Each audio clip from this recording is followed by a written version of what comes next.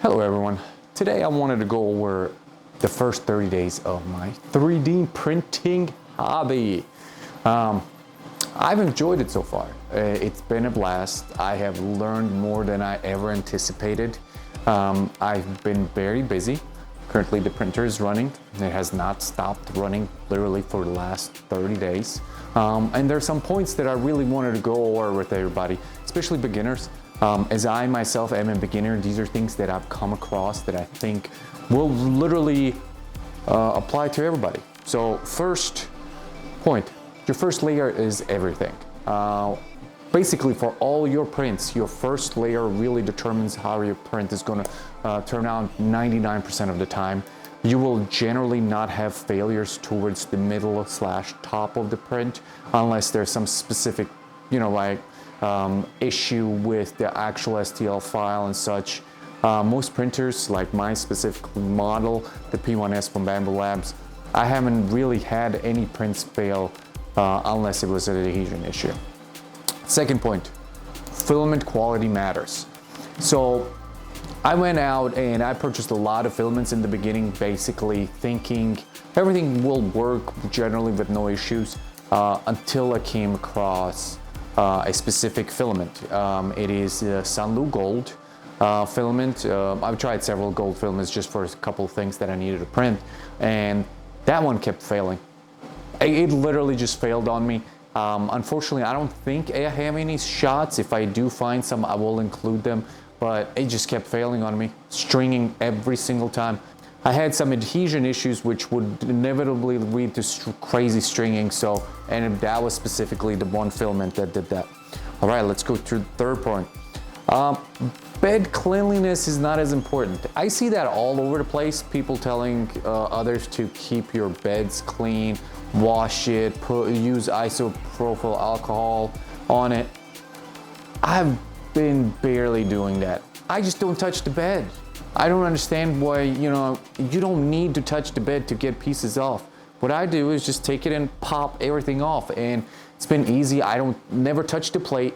So I really haven't cleaned my plates as much as I thought people were making out to be. So yeah, there's that. Number 4, print speed is not your friend. You don't want fast prints. That's one thing I will say. From my recommendation would be I always try to go the finer route / slower route when it comes to prints because they just look better. So if you're looking, I primarily do a lot of decorations as well as toys for my kids, and their toys I generally try to make a little stronger and harder with more walls and more infill, and then the decorations I want to look nice, so I make those extra fine with lower with smaller layer height and such. So print speed to me, I always take a lot more time just so my prints turn out right. And I think people need to not really look at the actual speed and how fast they can get something, and look more into getting the thing right the first time around. All right, number 5, supports are an art. Bad supports can ruin a print. As simple as that. I had several prints that failed just because of bad supports. They were either too many and too hard to remove, or they stuck to the print too much and literally left the print damaged. So playing with supports and finding out what the best support ratio is for your print is a really good skill to develop. I highly recommend watching just videos on supports and trying to get that knowledge, because you will definitely use it. That brings you to number 6. Not every STL file is print ready. There's so many websites and such that you can get STL files from. Make a World, Printables,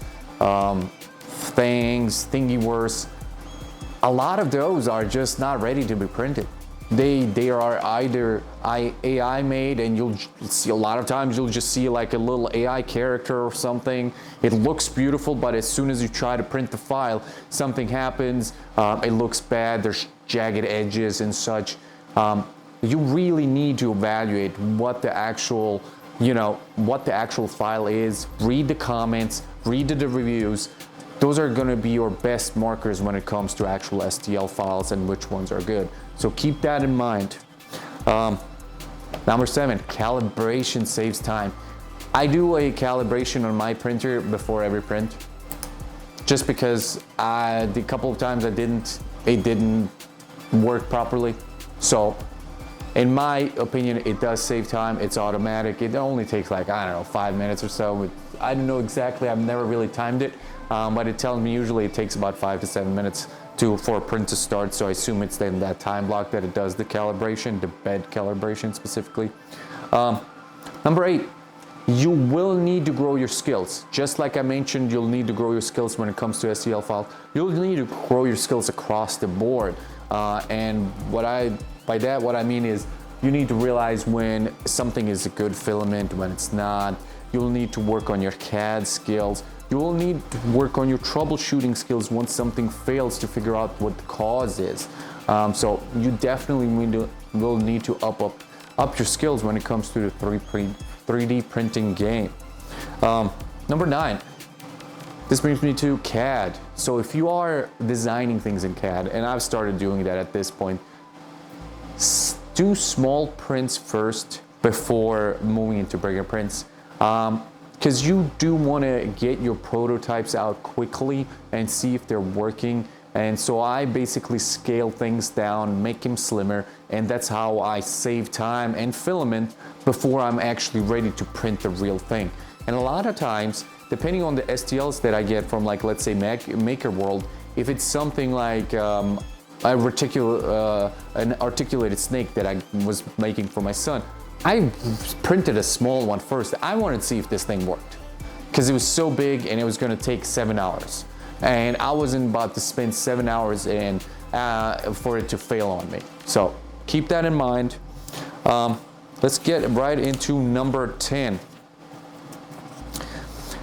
Monitoring saves prints. So what I mean by that is monitoring the first layer, making sure it adheres, and then throughout the print process checking to see if you have enough filament, if the printer is going okay. I've even had it where I don't recommend this, but I've gotten in there and I've removed a little bit of stringing from a print so it wouldn't cause any further issues as the print was building up. Now, you got to be very careful. This tool head in there is extremely fast and will hit you. It's done that to me a couple of times and it hurts. So really avoid putting your hand in there. But again, do monitor your prints. Number 11. You really need to work on the slicer, specifically that you'll want to be comfortable with. So in my case, I use the Bambu Lab slicer, which is a offshoot of all the other slicers. They're all pretty much the same these days from what I can tell. You need to work on it. It does give you a lot of different options, a lot of options for specifically big parts and how to cut them and where to print them and all these things that I honestly just recently found out myself, and I think it's such a worthwhile to watch a few videos just on the slicer, nothing else, just on the slicer. Not beginner videos, probably intermediate videos. The beginner videos just show you where the little buttons are. I think everybody can figure that out themselves. You don't really need that. What you need is more of the actual usage of the software. Like I said, I watched a video of someone printing an Iron Man head and cutting it somewhat in the middle so they can do 2 prints and it will fit in their printer, which I thought it was ingenious and I was not aware of. So I highly recommend checking that in. And then number 12, you will get addicted. This is my last point. I'm super addicted to this thing. I'm thinking about maybe getting another printer. It's only been 30 days and this thing has not stopped. I'm thinking about doing maintenance on it and just putting some grease and cleaning it out now because I have not stopped using it. I have not stopped using it for the last 30 days. And there is a lot of times where I'm printing something like, let's say, this snake for my son that took 7 hours, which turned out amazing. I'm gonna put some screenshots of the snake on here. During that period of time, the whole time I'm thinking, man, I could be printing something else. I could print something there. I can print something here. I've been working on Gridfinity. on graffiti boards, so they've been taking my time up as well. So yeah, you'll get addicted and you'll want another printer. And your wife is gonna say no. Be prepared. That's it for me, guys. And one last thing, bonus tip actually. This one slipped my mind. I didn't write it down, but I just saw it in the background. Get a debuffing tool. These things are amazing. You can get I got 2 of them from Temu for like 10 bucks. They come like with 10 little sharp pieces that go into the front. They have helped me save my prints so many times at this point. For $10, this is the best tool I can recommend. This and needle nose pliers are the 2 tools that you should get. I don't think really need anything else. I haven't really used anything. Like I said, I haven't used isopropyl alcohol. I haven't really used much of anything else. But this thing, so much better than any type of knife or box cutter you might use. It's so much safer on your fingers. You are likely are not going to cut yourself. It's so good. And then needle nose pliers to remove supports. Can't really replace that either. Those are the 2 things that I will say are a bonus tip. Highly recommend this thing. Again, thank you for watching. If you like this video, please subscribe. I really do appreciate it. If you have any tips, please comment down below. I would love to read your tips. I'm always looking to learn something new specifically for 3D printing at this point, since I am addicted. Thank you guys. You all have a good one. Take care of yourselves. Bye.